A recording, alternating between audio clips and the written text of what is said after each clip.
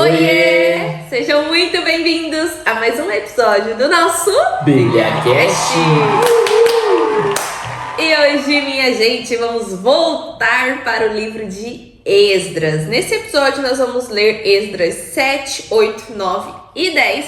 E no final nós vamos fazer a nossa análise de tudo que a gente vai estar lendo hoje, tá? Então já te convido para ficar com a gente até o final e abrir a sua Bíblia aí em Esdras 7. Esdras vai para Jerusalém. Depois dessas coisas, durante o reinado de Artaxerxes, rei da Pérsia, havia um homem chamado Esdras. Era filho de Seraías, filho de Azarias, filho de Ilquias, filho de Salum, filho de Zadok, filho de Aitube, filho de Amarias, filho de Azarias, filho de Meraiote, filho de Zeraías, filho de Uzi, filho de Buque, filho de Abissua, filho de Finéias, filho de Eleazar, filho do sumo sacerdote Arão. Esse Esdras veio da Babilônia. Era um escriba habilidoso na lei de Moisés dada pelo Senhor, o Deus de Israel. O rei lhe concedera tudo o que ele tinha pedido, pois a mão do Senhor, o seu Deus, estava sobre ele. Alguns dos israelitas, entre os quais sacerdotes, levitas, músicos, porteiros e servidores do templo, também foram para Jerusalém no 7º ano do reinado de Artaxerxes. Esdras chegou a Jerusalém no 5º mês do 7º ano desse reinado. No primeiro dia do primeiro mês, ele saiu da Babilônia e chegou a Jerusalém no primeiro dia do 5º mês, porque a boa mão do seu Deus estava sobre ele. Esdras tinha decidido dedicar-se a estudar a lei do Senhor, a praticá-la e a ensinar os seus estatutos e ordenanças aos israelitas. A carta do rei Artaxerxes a Esdras. Esta é uma cópia da carta que o rei Artaxerxes entregou ao sacerdote e escriba Esdras, conhecedor dos mandamentos e estatutos do Senhor para Israel. Artaxerxes, rei dos reis, ao sacerdote Esdras, escriba da lei do Deus dos céus. Saudações. Autorizo qualquer israelita no meu reino, entre os quais os sacerdotes e os levitas, que deseje ir a Jerusalém com você, que o faça. Você é enviado pelo rei e por seus 7 conselheiros para fazer uma investigação em Judá e em Jerusalém, com respeito à lei do seu Deus, que está nas suas mãos. Além disso, você levará a prata e o ouro que o rei e os seus conselheiros voluntariamente ofereceram ao Deus de Israel, cuja habitação está em Jerusalém. Além de toda a prata e de todo o ouro que você receber da província da Babilônia, como também as ofertas voluntárias do povo e dos sacerdotes para o templo do Deus deles em Jerusalém, com esse dinheiro, compre novilhos, carneiros, cordeiros e o que for necessário para as respectivas ofertas de cereal e de bebida, e sacrifique-os no altar do templo do seu Deus em Jerusalém.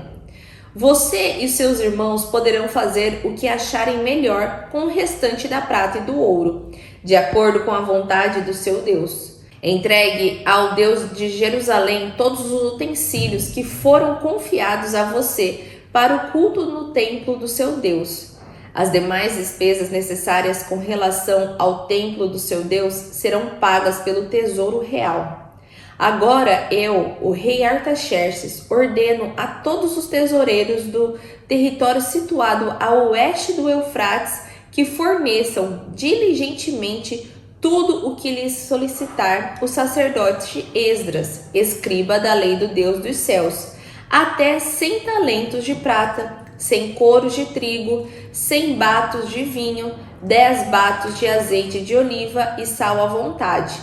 Tudo o que o Deus dos céus tenha ordenado que se faça com presteza para o templo do Deus dos céus, para que a sua ira não venha contra o império do rei e dos seus descendentes. Saibam também que vocês não têm autoridade para exigir impostos, tributos ou taxas de nenhum sacerdote, levita, cantor, porteiro, servidor do templo e de nenhum dos que trabalham nesse templo de Deus.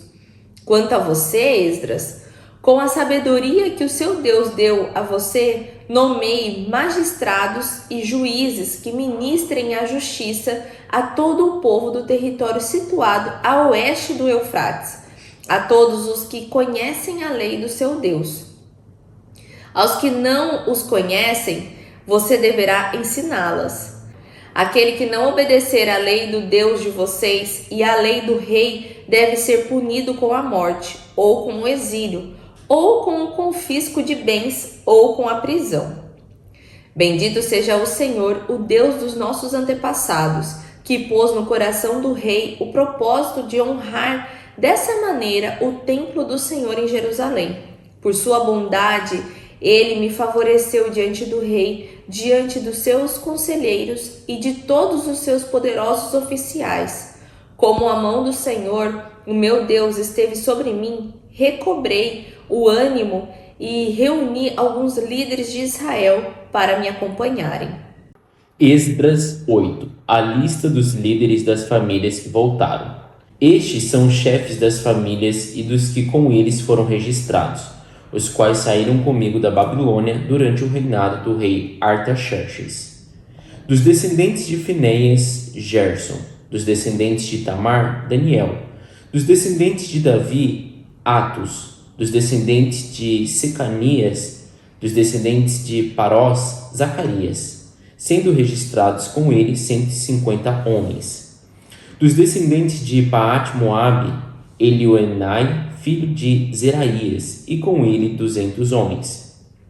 Dos descendentes de Zatu, Secanias, filho de Jaziel, e com ele 300 homens. Dos descendentes de Adim, Ebed, filho de Jonatas, e com ele 50 homens. Dos descendentes de Elão, Jesaías, filho de Atalias, e com ele 70 homens. Dos descendentes de Cefatias, Zebadias, filho de Micael, e com ele 80 homens. Dos descendentes de Joabe, Obadias, filho de Jeiel, e com ele 218 homens. Dos descendentes de Bani, Selomite, filho de Josefias, e com ele 160 homens.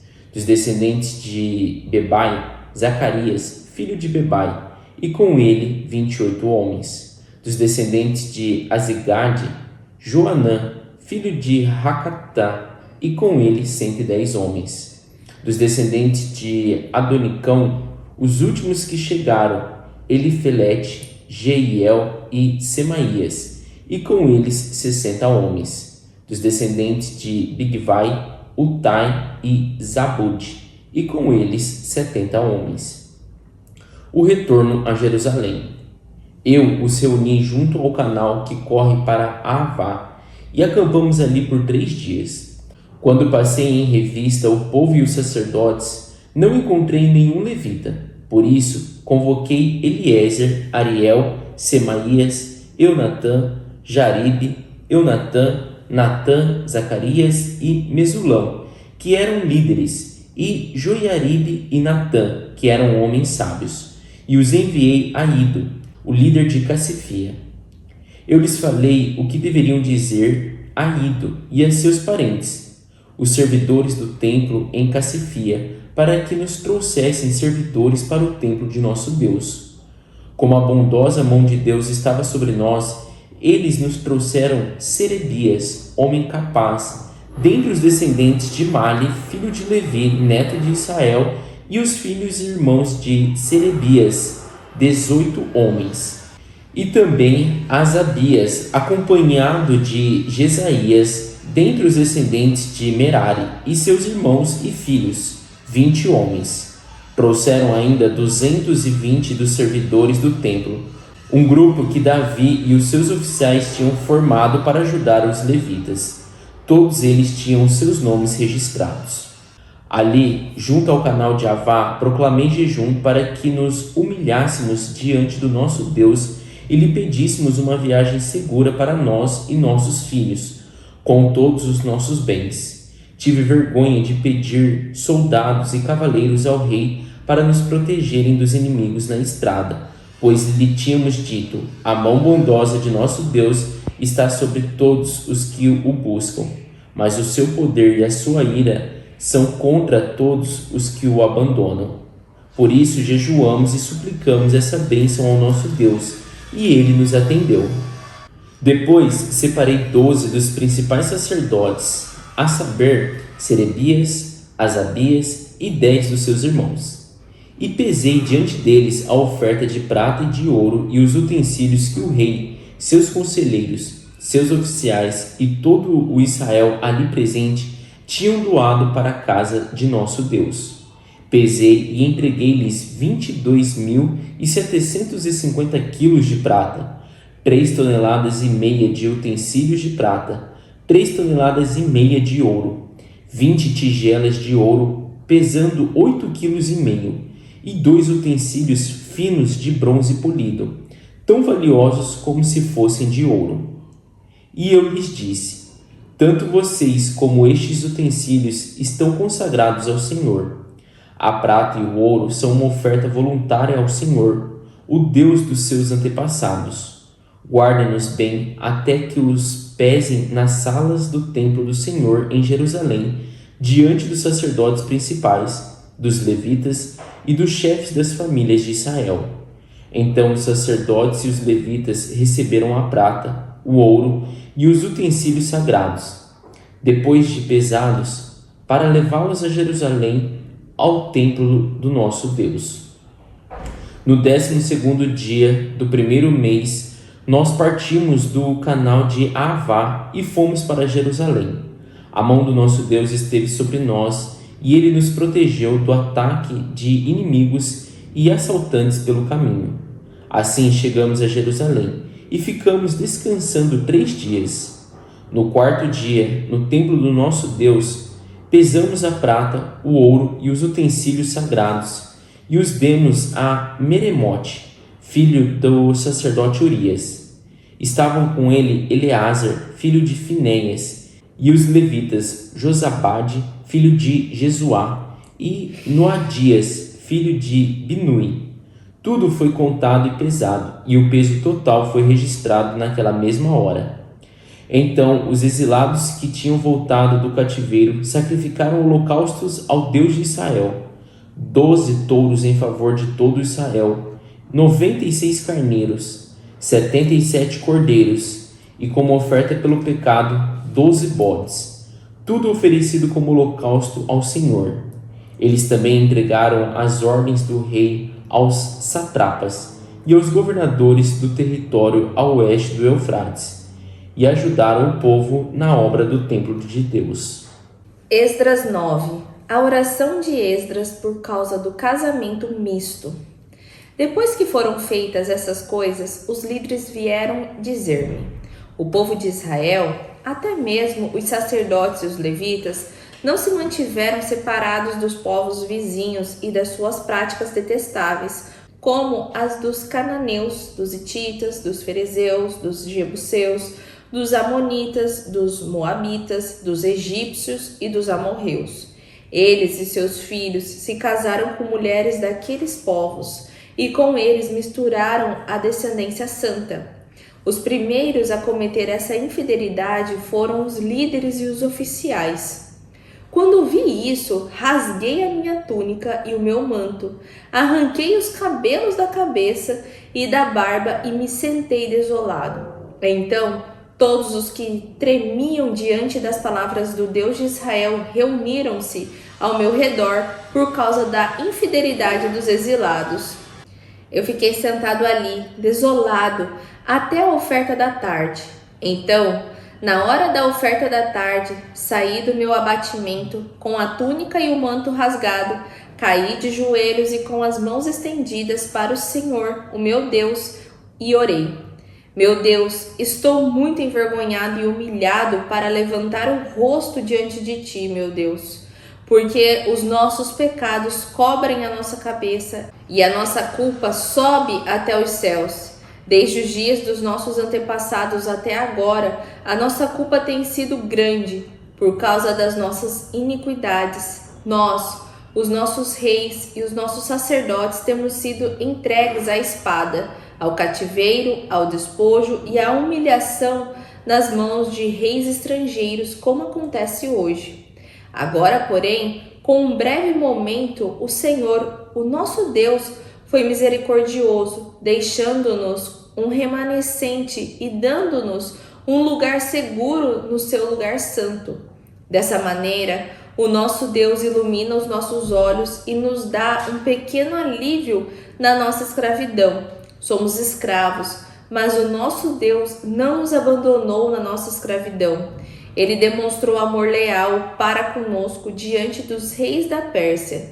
Ele nos deu vida nova para reconstruir o templo do nosso Deus e levantar as suas ruínas, bem como nos deu um muro de proteção em Judá e em Jerusalém. Agora, ó nosso Deus, o que podemos dizer depois disso? Pois nós abandonamos os mandamentos que nos deste por meio dos teus servos, os profetas, quando disseste: a terra em que vocês entram para dela tomar posse está contaminada pelas práticas detestáveis dos seus povos. Com essas práticas, eles encheram de impureza toda essa terra. Por isso, não deem as suas filhas em casamento aos filhos deles, nem tomem as filhas deles para os seus filhos. Nunca procurem o bem-estar e a prosperidade desses povos, para que vocês sejam fortes, destruam os bons produtos da terra e a deixem para os seus filhos como herança eterna. Depois de tudo o que nos aconteceu por causa das nossas más obras e da nossa grande culpa, apesar de nos teres punido menos do que os nossos pecados mereciam, ó Deus, e ainda nos teres dado um remanescente como este, como podemos voltar a quebrar os teus mandamentos, casando-nos com as mulheres desses povos de práticas detestáveis? Como não ficarias irado conosco? Não nos destruirias e não nos deixarias sem remanescente ou sobrevivente algum? Ó Senhor, Deus de Israel, Tu és justo. Até hoje nos deixaste sobreviver como remanescente. Aqui estamos diante de Ti, com a nossa culpa, embora saibamos que, por causa dela, nenhum de nós pode permanecer na Tua presença. Esdras 10. A confissão de pecado do povo. Enquanto Esdras estava orando e confessando, chorando prostrado diante do templo de Deus, uma grande multidão de israelitas, homens, mulheres e crianças, reuniram-se em volta dele. Eles também choravam amargamente. Então Secanias, filho de Jeiel, um dos descendentes de Elão, disse a Esdras: fomos infiéis ao nosso Deus quando nos casamos com mulheres estrangeiras procedentes dos povos vizinhos. Mas, apesar disso, ainda há esperança para Israel. Façamos agora um acordo diante do nosso Deus e mandemos de volta todas essas mulheres e seus filhos, segundo o conselho do meu Senhor e daqueles que tremem diante dos mandamentos de nosso Deus. Que isso seja feito em conformidade com a lei. Levante-se, esta questão está em suas mãos, mas nós o apoiaremos. Tenha coragem e mãos à obra. Esdras levantou-se e fez os sacerdotes principais, os levitas e todo Israel jurarem que fariam o que fora sugerido. E eles juraram.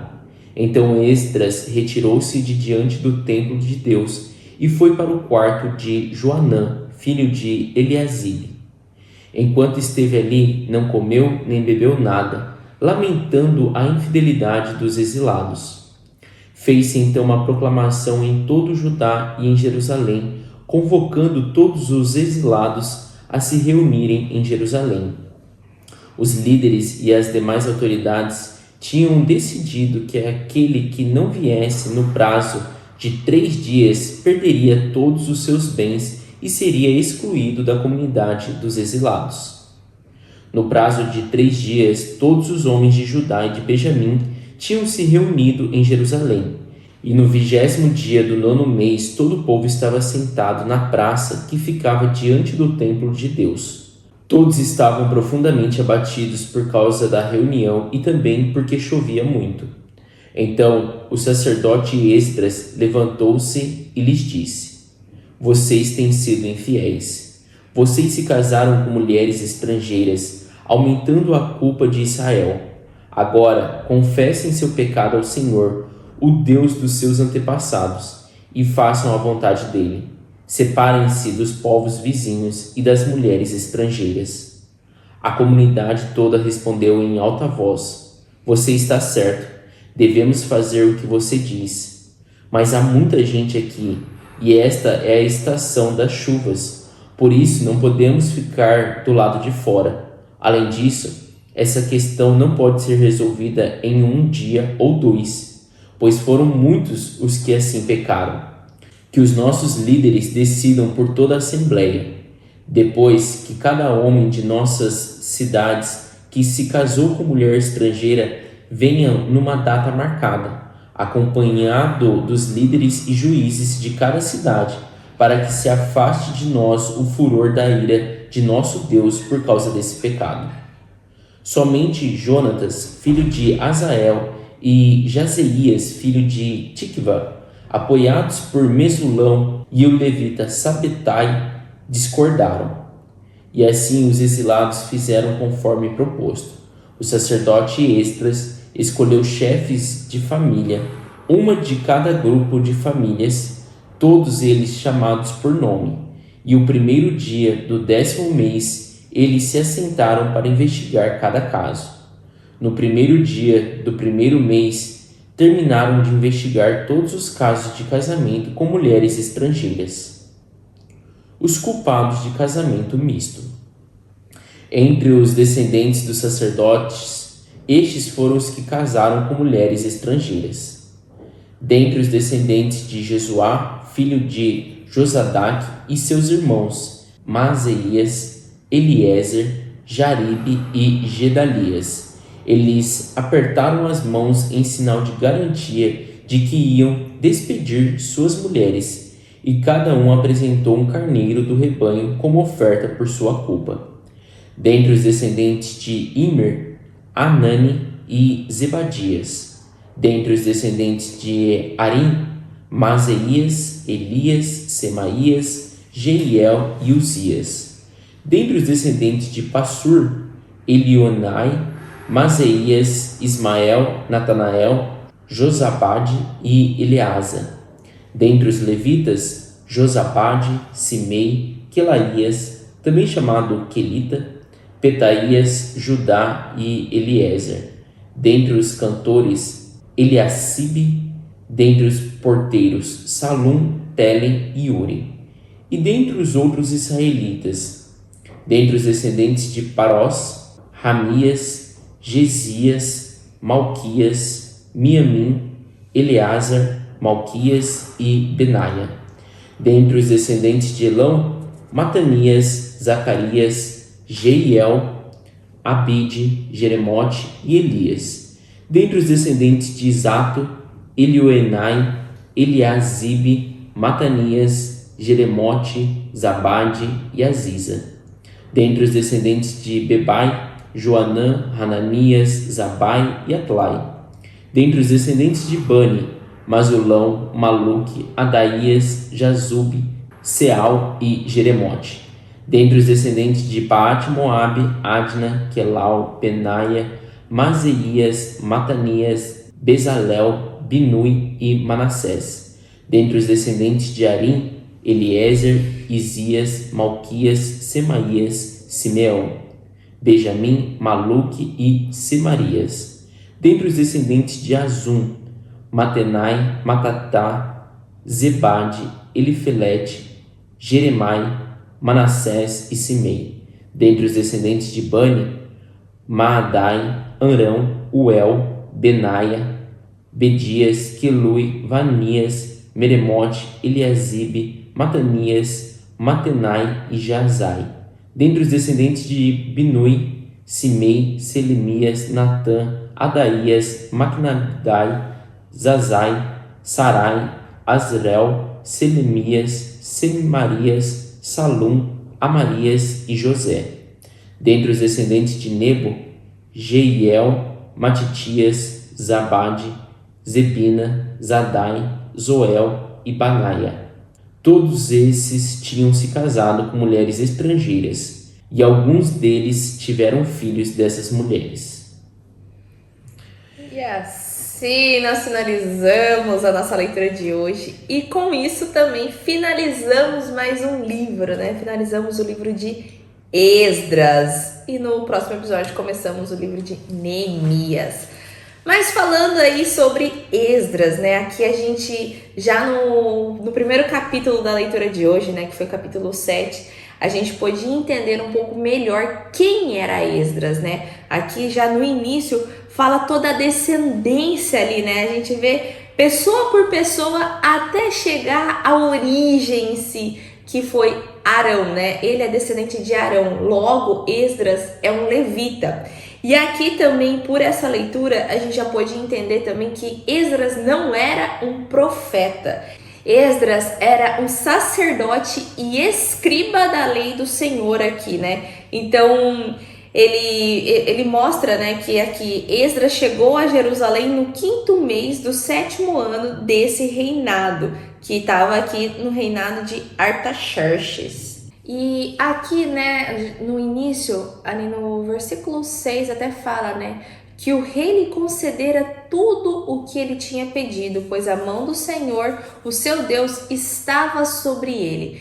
E, gente, só fazendo um parêntese aqui, né? A gente começou lendo Esdras, depois a gente foi para os outros livros, né? Lemos Zacarias, lemos Esther, agora a gente está voltando, lemos Ageu também, né? E agora a gente está voltando de novo Esdras. Por que teve toda essa leitura no meio? Porque entre o capítulo 6 que a gente leu de Esdras e o capítulo 7 que a gente começou a ler hoje, passaram-se 60 anos. E dentro dessa passagem de 60 anos, houve esse episódio da rainha Esther. Então, por isso que a gente leu nesse meio. E Esdras, quando a gente começou a leitura do livro, ele levou a primeira leva. E nesse momento, ele está levando o segundo grupo de exilados para Jerusalém. Então aqui quando fala, né, do rei... E só lembrando que a primeira leva, né, não foi Esdras quem fez, foi Zorobabel, se não me engano, né? Foi. Então, assim, não é que Esdras estava vivo na primeira e também na segunda e agora ele levou. Não, a gente começa o livro de Esdras falando dessa primeira leva, mas que não foi feita por Esdras, né? E é a segunda leva que carrega até o nome, né, do livro Esdras, que daí realmente foi feita através do sacerdote Esdras. E uma das coisas que é só legal de colocar, né, até por ele ser um escriba, né, mostra que ele tinha um conhecimento muito profundo, né, e vasto da lei de Moisés. Então isso é uma coisa interessante até para a gente entender o restante dos capítulos ali que a gente leu.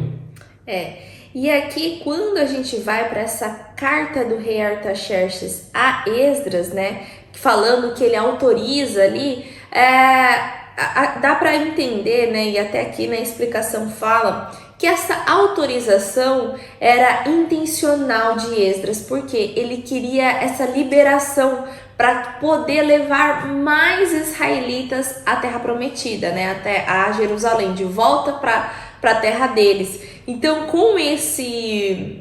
seria como se fosse um passaporte de passagem ali, para eles não terem problema. Então, ele queria isso, né? Que vá com todos, né? Que desejam ir para Jerusalém, né? Até fala ali ele fala no versículo 13 mesmo, né? No início dessa carta, autorizo qualquer israelita no meu reino, entre os quais os sacerdotes e os levitas, que deseje ir a Jerusalém com você, que o faça. Você é enviado pelo rei e por seus 7 conselheiros. Esses 7 conselheiros é como se fosse a Suprema Corte do Artaxerxes. Seria assim, se alguém te parar e você tiver com essa carta, saiba que foi todos que autorizou. Você não está indo sem autorização, vamos dizer assim, um foi contra ou o quê? Não foi. Então todos, né? Além do rei, os 7 conselheiros dele, né? Também autorizaram essa saída deles, né? Então ele vem mostrando tudo o que era autorizado. E aqui nesse momento, gente, é bacana de ver porque Se a gente for relembrar a primeira construção do templo, né, do Senhor, que foi lá por Salomão, quanto de ouro, quanto de coisa que tinha, você fala assim, nossa, né? Era muito, mas era pro Deus deles. E aqui, nesse momento, o rei Artaxerxes está mandando todas as provisões para a construção, assim como foi ali, né, no capítulo 6, que a gente leu também já em episódio muito anterior, sobre o rei Dário, autorizando também, dando provisões. E é bacana da gente ver isso porque eles eram politeístas, né? Eles adoravam outros deuses, mas nesse momento aqui, eles reconheciam o Deus de Israel, né? Então, essa postura de conceder provisões para construir um templo para o Deus deles é um aquebrantamento, né? É um utilizar do Senhor, vamos dizer assim. Porque aqui a gente vê que é só o Senhor mesmo para amolecer o coração de um rei desse jeito, para ele prover tudo o que é necessário, além do que era preciso para os holocaustos e tudo mais. Tanto é que ele coloca aqui, né, que tudo o que o Esdras falar que necessitava para a construção do templo e para as adorações, que fosse feito. Até coloca ali no versículo 17, com esse dinheiro compre novilhos, carneiros, cordeiros e o que for necessário para as respectivas ofertas de cereal e de bebida, e sacrifique-os no altar do templo do seu Deus em Jerusalém. E aí fala, né? Você e os seus irmãos poderão fazer o que acharem melhor com o restante da prata e do ouro, de acordo com a vontade do seu Deus. E esse versículo 18 é muito bacana de ver também, que ele coloca, olha, vai sobrar, então eu tô te dando a mais do que é necessário. E o que sobrar, não façam o que vocês desejarem, mas o que for de acordo com a vontade do seu Deus. Então, é legal da gente ver todo esse desenrolar, né? E ele ainda pede, com tudo que vocês vão estar fazendo, né? Ore a Deus para também que o meu reinado continue, né? Para ter essa bênção para o reinado deles. Então, aqui a gente vê que eles tinham um respeito por Deus, né? Eles não adoravam a Deus, mas era assim, olha, eu respeito vocês. Então, fala lá pro Senhor de vocês que eu tô obedecendo, né? Tô ajudando e que, se possível for, né? Ajude-me também. E quando vamos ali para Esdras 8, né, ele começa ali com uma lista, né, do versículo 2 até o versículo 14, dos chefes das famílias, né, e dos que eles estavam juntos, né, que foram registrados. Essas pessoas que saíram junto ali com Esdras, né, da Babilônia e até, né, da Babilônia para Jerusalém, né. E ali é legal só da gente entender, né, aqui já nós não estávamos mais sobre um governo, né, da Babilônia e um governo de Nabucodonosor. A gente já estava sobre um governo, reinado, né, do rei Artaxerxes, e era um governo medo-persa. No entanto, eles estavam na cidade da Babilônia, né? O local que eles estavam ainda era a Babilônia, né? Então era só legal da gente contextualizar isso, porque coloca ali o nome Babilônia, porque de fato era a cidade para onde eles foram, foi o início do exílio, eles ficaram ali, mas o período já é outro, né? E ali só os nomes, né, até o versículo 14, e depois do 15 em diante ele começa falando ali, né, sobre o retorno de Jerusalém. E uma das coisas bem legais ali, né, do versículo 15 até o versículo 23 ali, até um pouquinho antes, né, do 15 ao 20, fala de uma coisa que Esdras, antes de partir, ele parou e foi ver quantos levitas estavam indo, né, com eles. Isso que é legal, porque fala, né, lá no capítulo 7, no versículo 10, fala: Esdras tinha decidido dedicar-se a estudar a lei do Senhor e a praticá-la, os seus decretos e mandamentos aos israelitas. Então, além dele saber muita lei, ele estava assim, totalmente empenhado a praticar na risca, né, o que a lei mosaica falava. E ele falou: nossa, a gente precisa de levitas, né? E viram ali que não tinha. Inclusive, Esdras era, né, também um levita, mas ele não atuava no papel ali como levita, né? E é interessante isso. Por que os levitas, né, não tinha muitos levitas, né? E existe, né, assim, fora, né, não aqui na Bíblia, mas estudos que mostram que havia algumas possibilidades por não ter ali levitas nessa ida, né? Uma delas é porque os levitas, como o povo já estava, né, o povo de Israel exilado já estava estabilizado ali na Babilônia, já fazia tempo, muitos já tinham mudado, não tinha mais uma vida de escravo, né, como no começo. E os levitas ali na Babilônia eles podiam ter terra, né, o que na lei mosaica não era permitido. Então os levitas, né, eles teriam que trabalhar para o templo, ter ali todo o trabalho para o templo e não podiam ter terras, né? Então fala que isso é uma das coisas que os levitas provavelmente não se dispuseram a voltar, porque eles já tinham uma vida estável ali na Babilônia e já tinham, né, alguns já tinham as suas terras. E outra coisa interessante é que existe uma passagem em Salmos 137 que fala que alguns levitas não quiseram tocar harpas e nem tocar músicas e salmos para os reis ali daquela região, inclusive né, para os reis da Babilônia, para Nabucodonosor, para o rei Xerxes e tal. E eles por serem levitas tinham esse dom de tocar, né, e isso era, né, visível, mas pelo fato deles negarem, não quererem tocar, os dedos, né, a ponta dos dedos eram amputadas, né? Então fala também, alguns levitas eles também não tinham condições físicas, né, para estar assumindo o papel deles como levitas. Então por isso eles também não se colocaram à disposição para voltar. No entanto, a gente vê que Esdras ali ele fica, né, conturbado com isso e ele faz ali pede um auxílio para ir atrás dessas pessoas, e que daí eles vão até um lugar chamado Cassifia. Não sabemos aonde é esse Cassifia, no entanto dá a entender que era um lugar aonde era um pequeno templo, onde o povo ali fazia ainda, né, faziam práticas que agradavam a Deus, né? Então era um templo ali, um mini templo do Senhor, na qual eles buscavam ali estar honrando a Deus nesse local. Então eles vão até lá e conseguem voltar com 38 levitas, né? E além disso, fala no versículo 20 que eles trouxeram ainda 220 dos servidores do templo, um grupo que Davi e os seus oficiais tinham formado para ajudar os levitas. Então isso que eu também acho legal, né? Eles conseguem trazer esses levitas, mais ainda um grupo, né, de 220 homens ali que ajudavam os levitas nesse serviço ao templo, né? E do versículo 21 ao 23 conta ali sobre um jejum, e isso me chama muita atenção, né? Porque é um jejum ali que Esdras determina, né? E não visando o seu benefício próprio, mas visando o benefício de todo o grupo, com o intuito de levar todo o tesouro que eles estavam, né, pedindo ali para Deus uma segurança e uma proteção, para levar todo o povo e todo o tesouro que eles estavam levando para Deus em segurança, né? Então é muito legal da gente ver o objetivo desse jejum aqui de Esdras, né?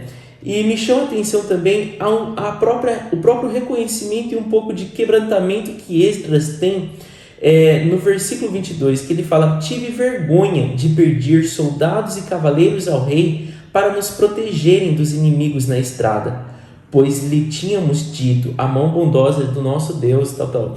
Então, tipo assim, aqui Esdras fala assim: olha, eu talvez fui um pouco, eu entendo isso, né? Eu tenho um pouco dessa visão. Esdras fala: eu fui talvez um pouco, forcei ali a barra, falando que Deus estava conosco e Deus nos protegeria. E Deus é capaz de fazer isso também, mas, cara, Deus também pode falar assim: pegue os soldados, né?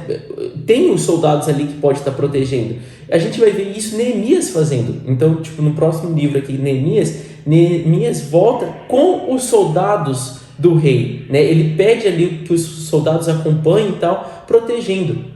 E ele coloca, né, tive vergonha de pedir os soldados, né? E isso eu acho bem legal. E daí, tipo, depois disso ele fala assim: então vamos jejuar para que Deus atenda, né, o que realmente a gente precisa. Porque muitas vezes é isso, né? Deus quer nos proteger, mas ele usa formas também de nos proteger. Não é nós, às vezes, né, tiramos do nosso sovaco ali, que por sermos filhos de Deus, nossa, tem que ter um escudo invisível em volta de nós, porque, né, Deus está conosco. E isso pode acontecer? Sim, pode. A gente viu aqui que aconteceu tudo bem com Esdras. Mas muitas vezes Deus usa outras pessoas para nos proteger. Deus usa, sei lá, Deus provê um carro para te proteger numa viagem. Deus provê uma pessoa para te acompanhar, para te proteger. Deus provê um soldado para acompanhar e te proteger, uma polícia para te acompanhar e te proteger. É isso que também Deus faz. Ele age de diversas formas.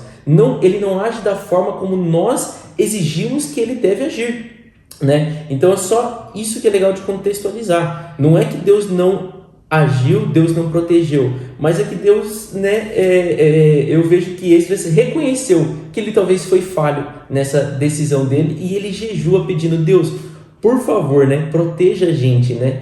Eu tô com vergonha agora de pedir esses soldados e faça, né, tenha misericórdia, né, das nossas vidas, né, e faça isso. E do 24 até o 30 fala dessa parte dos tesouros, né? Isso também é muito legal, como Esdras lidou com essa parte dos tesouros, do ouro, da prata, dos vasos. Ele fez tudo conforme estava na lei mosaica, né? Ele chamou ali as pessoas responsáveis para fazer toda a pesagem daquele ouro, para anotar aquilo, e não ficava mais sobre a responsabilidade dele. Agora ficava sobre a responsabilidade ali dos sacerdotes, que era quem era responsável por aquilo ali. Então eu acho legal que isso detalha como Esdras estava buscando, né, totalmente inclinado ali a obedecer às leis, os mandamentos e as ordenanças que Moisés tinha dado para o povo.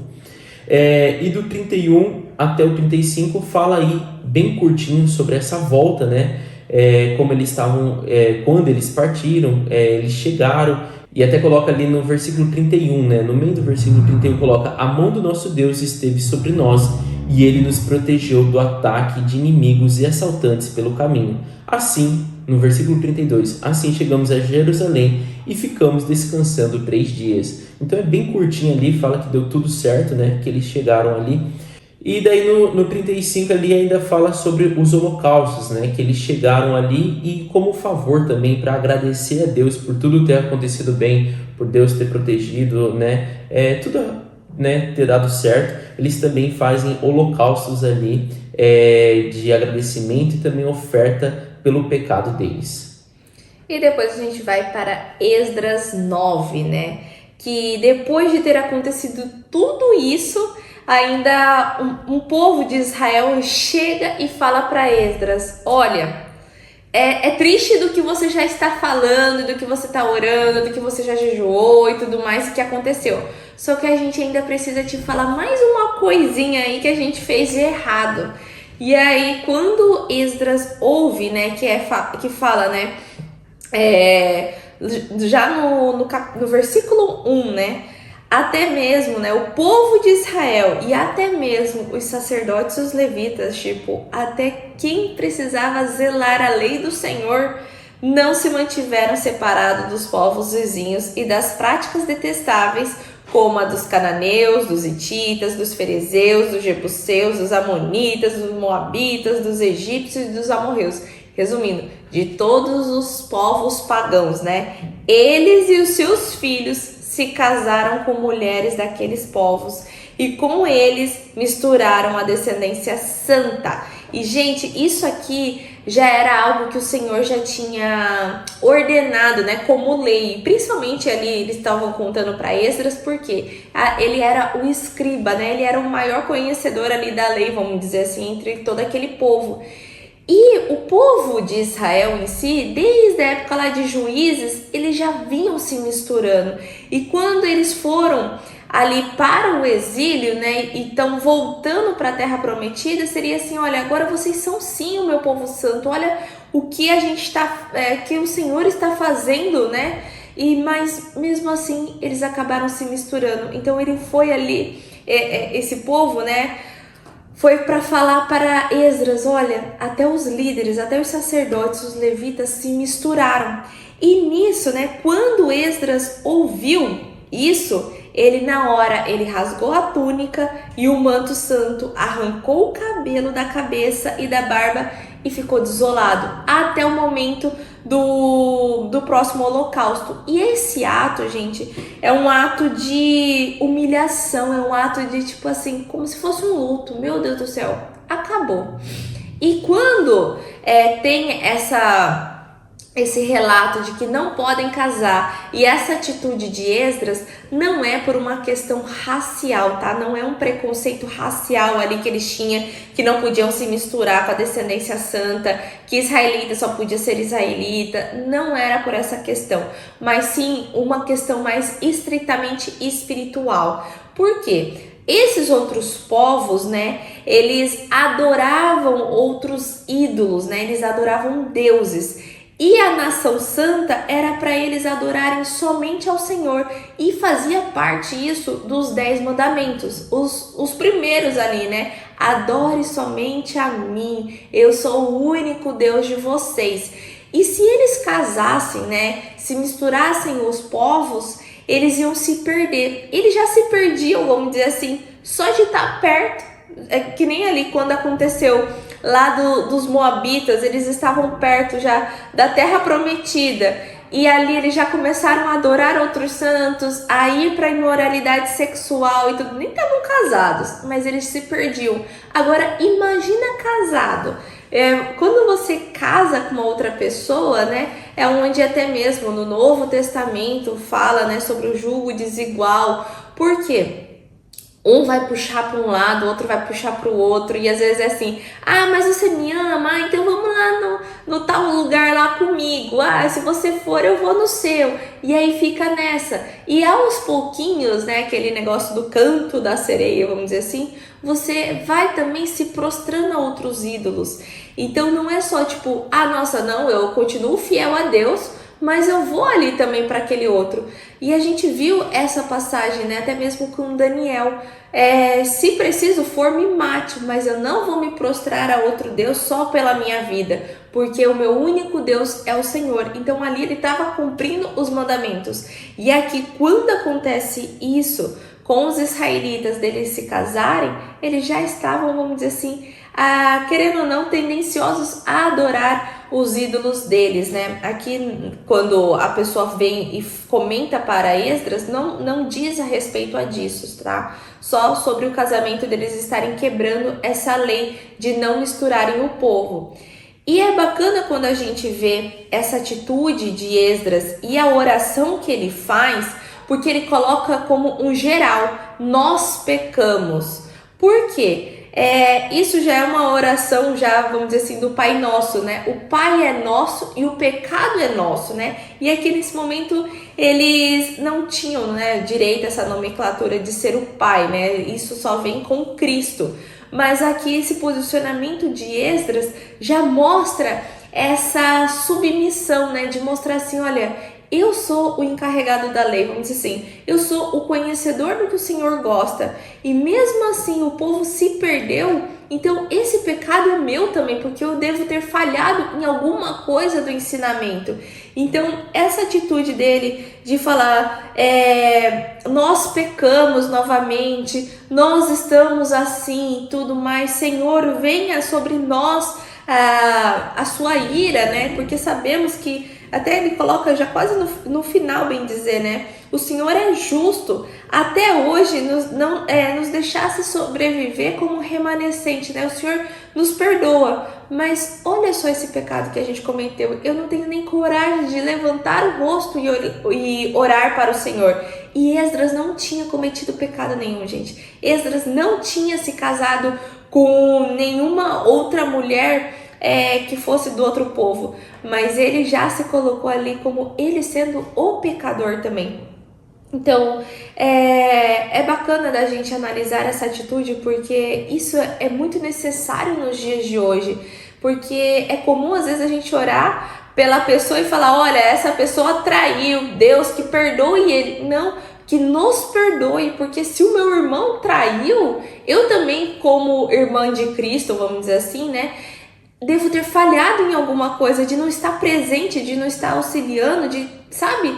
Então a gente precisa ter esse coração mais aquebrantado de entender que se um peca, o pecado é teu também, que você também deve interceder, que você deve ter sido falho em alguma coisa, né? Então a gente precisa disso, né? E ainda ele coloca no final ali: aqui estamos diante de ti com a nossa culpa, embora saibamos que por causa dela nenhum de nós pode permanecer na tua presença. Então ele já tá falando assim: olha, se a sua ira, né, se a sua justiça for nos exilar novamente, ou for acabar, exterminar conosco, tudo bem, eu reconheço, porque esse nosso pecado é grande, né? E ali finaliza esse capítulo 9, né, com essa oração, com esse aquebrantamento de Esdras, intercedendo por todos, né, pelo nosso pecado. E o 10 é bem a continuação, né? Ele começa, até o título do capítulo 10, a confissão de pecado do povo. E tá escrito, né? Enquanto Esdras estava orando e confessando. Então aqui a gente vai... chorando, prostrado, né? Exato. Então é bem a continuação ali. E o que é o legal, né, do capítulo 10? Fala que as pessoas, tanto mulheres, homens e crianças, começaram a se reunir em volta de Esdras. Então eu imagino que realmente Esdras estava num lamento forte, né? E ele provavelmente estava num lugar público. Então, tipo assim, ele lamentou ali na frente de todo mundo e chorando alto. E tipo assim, eu imagino que era uma coisa que partiu o coração de todo mundo, né? Porque fala que essas pessoas começaram a se reunir em volta dele e eles também choravam amargamente. Então, tipo assim, quando ouviram aquilo, falou assim: meu Deus, né? Tipo, eu posso reconhecer realmente o meu erro. Então é isso muito que a Célia falou. Quando às vezes né, que nem realmente cometeu o pecado, mas ele consegue enxergar o pecado de toda a comunidade e ele se humilha diante do Senhor, o outro é capaz de ver o pecado que ele está cometendo, né? Então isso é muito legal mesmo. O pecado não é de cada um, mas o pecado é nosso, é de todos nós, né? E é legal até, né, que em outras versões, que nem a do Jason, fala a confissão de pecado do povo. E na minha versão ele fala até: o povo reconhece o seu pecado. Porque até então, por mais de ser uma lei e tudo, para eles eu acho que tava assim, good vibes, tudo bem, estamos casando, temos filhos, né? O Senhor pediu para proliferar. E não tinham reconhecido. Então é isso que é até bacana que o Jason comentou, de quando você se aquebranta pelo pecado do outro, o outro às vezes nem tava nem aí, tipo assim: por que você tá chorando, né? Daí você reconhece ali de tipo: nossa, eu pequei mesmo, e esse pecado foi grande, né? Então dá esse, vamos dizer assim, um tilt na cabeça de quem realmente pecou, né? Vira a chave, porque até ele coloca, né, no versículo 2: fomos infiel a nosso Deus quando nos casamos com mulheres estrangeiras. E essa passagem, né, que a senhora acabou de falar não vem de Esdras, e isso que me chama muita atenção, né? Quem fala isso é Secanias, filho de Jeiel. Então esse também é uma outra coisa que me chama muita atenção do capítulo 10, né? Quando nós passamos, né, por um pecado, quando queremos fazer alguma coisa, nunca também vai ser talvez só nós, né? Quando a igreja é isso, né? Ali as pessoas, lamentou, a igreja se ajuntou, analisou o que estava acontecendo, lamentou junto, reconheceu o seu pecado, e uma outra pessoa que me chama a atenção, que é esse Secanias, ele olha, né, ali o que está acontecendo e ele diz a Esdras, realmente fomos infiéis ao nosso Deus quando nos casamos com mulheres estrangeiras. Mas, apesar disso, ainda há esperança para Israel. Façamos agora um acordo diante do nosso Deus e mandemos de volta todas essas mulheres e seus filhos, segundo o conselho do meu Senhor. Ou seja, segundo o seu conselho, está falando para Esdras, esse Senhor é Esdras. Segundo o conselho do meu Senhor e daqueles que tremem diante dos mandamentos do nosso Deus. Então, tipo assim, é muito ruim também a gente só ficar lamentando, chorando. É necessário agir também. E aqui aparece esse personagem, né? Esse Secanias, que ele fala assim: legal, Esdras, você tem razão. Foi útil, né? Isso que você fez foi muito útil. Mas agora vamos agir. O que nós precisamos fazer? Ainda há esperança em Israel. Eu achei essa parte, né, maravilhoso, assim, né? Tipo, ainda há esperança. O que nós devemos fazer agora? Vamos, né? Ele mesmo sugere ali.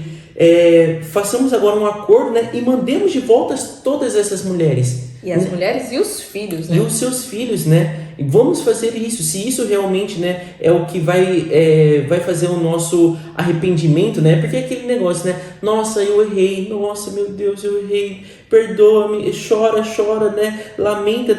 Isso tá certo? Tá tudo certo. Mas e aí? No dia seguinte, você vai voltar e fazer a mesma coisa? Você vai continuar, você só vai pedir perdão e tá, a vida que segue. Exatamente, vou aqui lamentar porque casamos com mulheres, né, tá, mas e aí, eu vou continuar casado com ela? Peraí, se isso desagrada a Deus, então vamos divorciar e mandar essas mulheres de volta. E isso partiu de Secanias, né, isso que eu acho legal, não é porque Esdras ficou, né, Esdras só estava lamentando, mas isso realmente deveria partir do povo, né, porque Esdras em si viu ali o problema, né, mas o povo em si também tinha que falar assim, vamos agora agir, né. E eu acho isso muito legal, porque realmente é um agir da igreja. Tudo, né, tem um começo, mas tem um processo e tem um tipo assim, vamos fazer algo, né? E aqui, né, continua decorrendo sobre isso, né, do versículo 5 ali, fala que... Só um adendo. E é legal que depois que Secanias dá esse posicionamento, né, para Esdras, ele já dá uma ordem assim, olha, tudo bem você chorar, mas olha, que isso seja feito em conformidade com a lei. Então, como ele era o escriba, saiba se isso está tudo certo. Então, levante-se, esta questão está nas suas mãos, mas nós o apoiaremos. Tenha coragem e mãos à obra. Então, é o que o Geis falou, olha, você orou, você chorou, beleza, agora levanta, mão à obra, vamos fazer o que é necessário para o arrependimento desse pecado, né? Porque, beleza, quebrantou o coração, mas o que você precisa fazer para se arrepender, para se corrigir com o Senhor, né? Exatamente. E daí ele coloca que Esdras ficou isolado, né, num período de 3 dias ali, sem comer e sem beber, orando, né, tendo realmente esse momento com Deus para entender o que deveria ser feito, porque realmente aqui a gente já viu até no episódio de ontem, né, que fala de Malaquias, que fala como Deus odiava o divórcio, né, e estava escrito isso. Então não era uma coisa simples, só porque casou com mulheres estrangeiras, pronto, vamos divorciar. Não, era uma coisa que tinha que ser analisada, né? Então até isso depois no decorrer do 10 fala que todos os casamentos foram analisados, né? Um por um. Então aqui mostra que Esdras realmente consultou o Senhor, analisou todas as possibilidades para mandar, né? Para realmente haver um divórcio e mandar essas mulheres de volta para suas terras, essas mulheres estrangeiras, né? E no 9 fala que no prazo de 3 dias, né, todos os homens se juntaram ali. E uma coisa que é importante da gente entender, na continuação desse versículo 9 fala, todos estavam, né, eles se reuniram numa praça, né, em frente do templo de Deus, todos estavam profundamente abatidos por causa da reunião e também porque chovia muito. E a gente às vezes fala assim, nossa, mas por que, né, tipo um relato tão besta, tipo, né? Como assim, que está o clima no dia exato, né? E isso é interessante porque fala que, né, até na Bíblia explica aqui, que existem poucos relatos sobre o tempo, como que estava o tempo. E essa palavra chovia muito, em hebraico, né, a tradução dela realmente era que havia uma tempestade.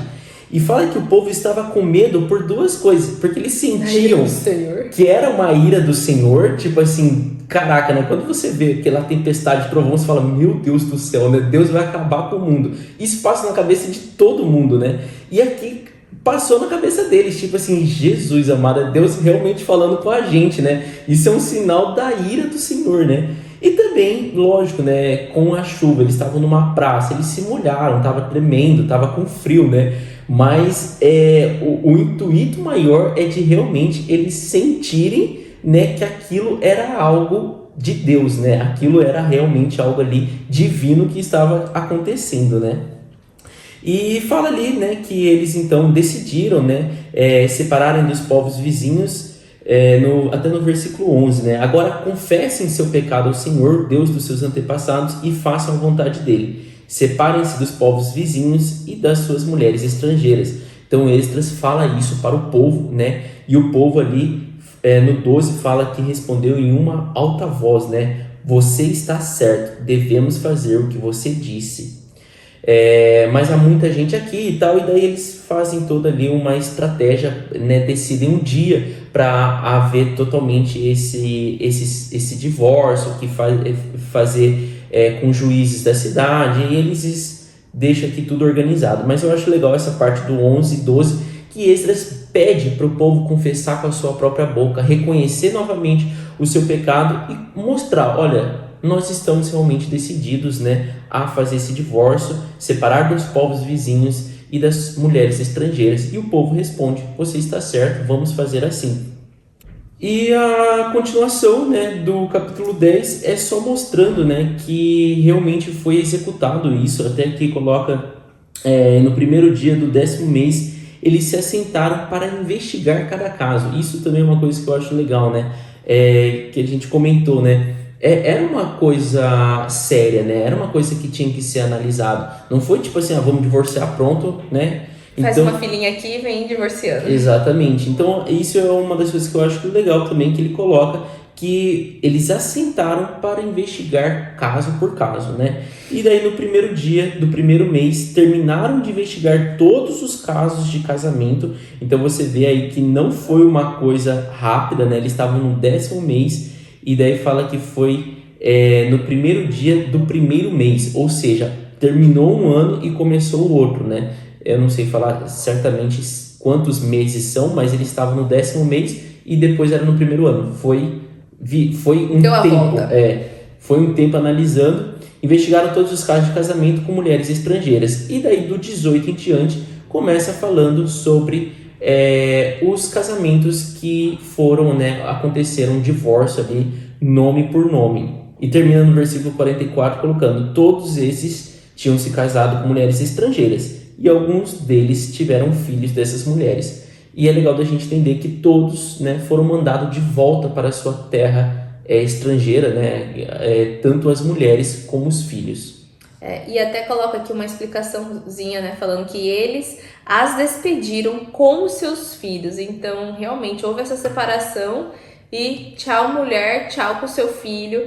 E, gente, a gente não pode pegar isso muito analisando como nos dias de hoje, tá? A gente nunca pode esquecer que isso é Antigo Testamento, havia essa lei sobre o casamento misto, que é o casamento com essa parte estrangeira, e isso era muito uma questão estritamente espiritual por conta da adoração a outros deuses, tá?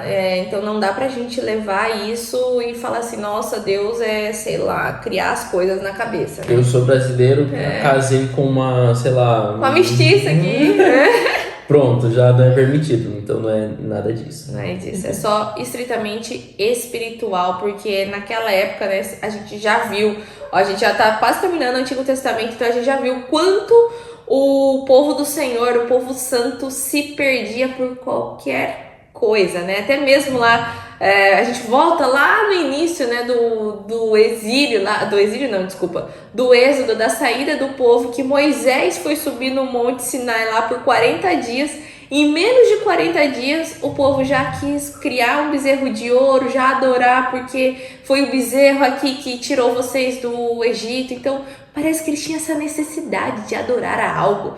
Então é por essa questão que o Senhor criou essa lei, e aqui Esdras e toda a comunidade que mais temiam ao Senhor, né, estava tendo essa conduta, tá bom? Espero que tenha feito sentido para vocês. No próximo episódio nós vamos começar o livro de Neemias. Vamos ler Neemias de 1 a 4, tá? Então já te convido para você curtir esse vídeo, se inscrever no nosso canal e ativar o seu sininho para estar conosco no próximo episódio. Beijo! Tchau! Oiê! Parabéns! Você concluiu mais um episódio do nosso Bíblia Cast. Aqui do lado eu já deixei o quê? Nosso canal para você estar se inscrevendo, e aqui abaixo o sininho para você já deixar ativado e ser notificado sempre quando a gente lançar o próximo episódio. E o próximo episódio já tá aqui também para você estar assistindo e crescendo cada vez mais espiritualmente, viu? Então vai lá, já clica aqui e já assista o próximo episódio. Nos vemos! Tchau!